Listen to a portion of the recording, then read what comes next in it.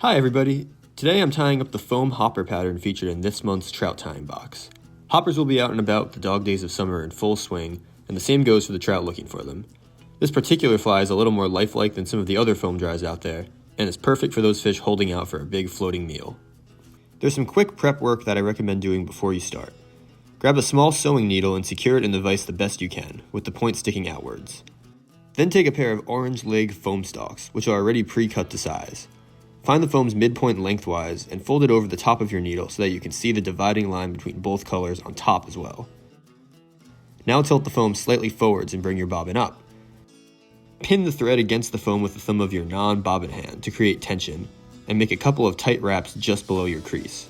You should now be able to release your grip and snip the excess, and the wrap should keep the foam bent at an angle as shown.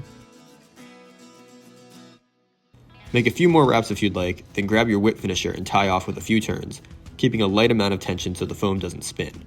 You may have to hold the foam again as you seat your knot to prevent this as well. Finally, snip your thread and just pull the leg right off the needle. Overall, the whole leg prep work might take a few tries to perfect the right grip and tension here, but you can get these done pretty quickly once you have the hang of it. Repeat this process again to have 2 legs ready to go later in this tie. With legs ready to go, we can now get to the fly. Secure your size 8 Daiichi 1710 and tie in your thread just behind the eye. Lay thread down to just above the barb of the hook, then make open wraps back up until you're a couple of eye lengths from the front of the shank. There is quite a bit of foam in this fly, which we'll be adding in separate pieces throughout the tying process. The first piece is the head, which will be forming out of the 8x3 cm blocks from our kit. Cut the foam in half and line it up over the shank so that the midpoint of the foam lays over the eye of the hook. I did this off camera, but super glue is your friend with this step. Apply some to the bottom of your foam piece to stop it from spinning or pulling as you secure. Once your head is in place, start making tight wraps over everything resting behind the hook eye. This is a really thick piece of foam, but it will condense as you go. All of this work will get covered up by dubbing later in the tie, so don't worry about aesthetics here.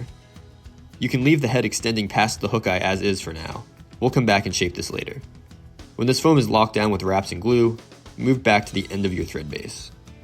Your straight brown foam and orange and brown foam make up most of the body of this hopper. Angle off the edges of one side of these pieces so that they match. Start with the brown strip, laying it on top of the shank so that the corners of where you shaped the foam lay just above the apex of the hook bend. Tie it in with a few tight wraps to hold it in place, then grab your orange and brown foam and secure directly on top of the previous wraps. Lift the tag end of the foam and bring your thread up to just in front of the hook point. Now bring the foam strips back down and wrap again, binding both pieces to this spot.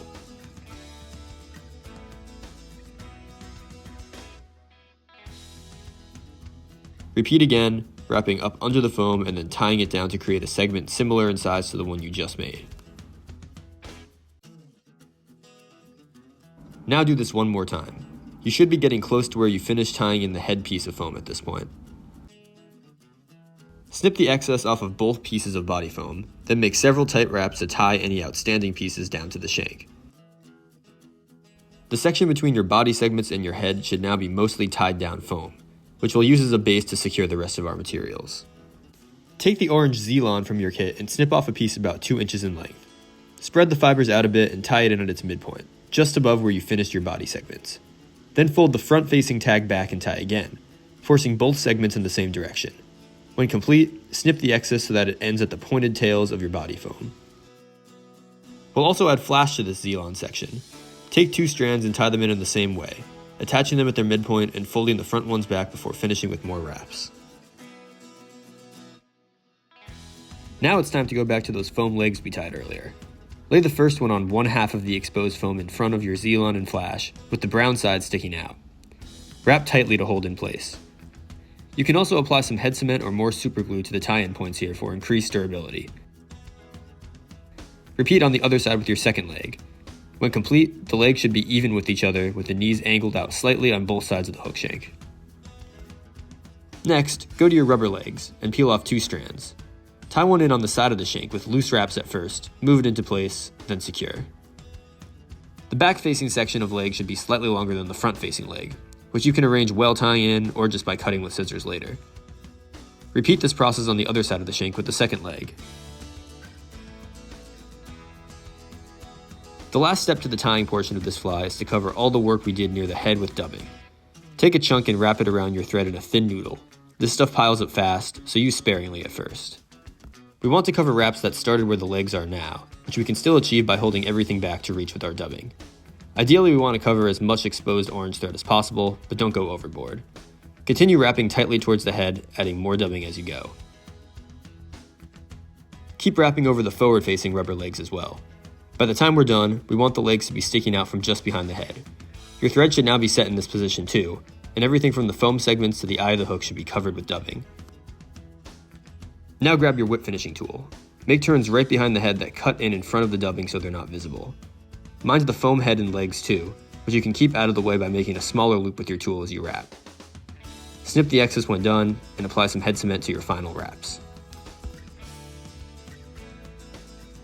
If you haven't already, take your scissors and cut the head so that it's extending about 1/4 of an inch past the eye of the hook. Then cut the corners off of the front to shape the head like so. Our final material is the plastic stick eyes in your kit. To add them, take your needle from earlier and carefully stick it through the side of the foam head, a little in front of the head center. Now grab your stick eye and slide the pre-cut side until it's stopped by the fatter piece of plastic on the other end. Cut the side you slid through again with a pair of scissors or nippers so that it slightly sticks out of the head. Then remove the plastic eyes for now. Take your cut eyes and secure them at their midpoint in the jaws of some hackle pliers or forceps. Grab a lighter and hold the cut side up to the flame for a split second so that it melts and balls up to resemble the other end. Notice that this side slightly shrinks as it melts back on itself, which is why we left some excess when it was sized up. The plastic cools quickly, and you should be left with a dumbbell-shaped piece of material. Go back to your fly and carefully slide the eyes back through until one half pops out on the other side. They should be pinching the head slightly and pretty much flush with the foam, as you can see on both ends. With that, your realistic hopper is good to go. The thick foamed head, body, and legs float this fly well, and the legs specifically make for a great natural profile from below. Look for good hopper water in open field areas with overhanging grass where terrestrials could fall in, and fish close to the banks where opportunistic trout may be waiting for one of these males to drop in. Thanks for watching, and happy tying.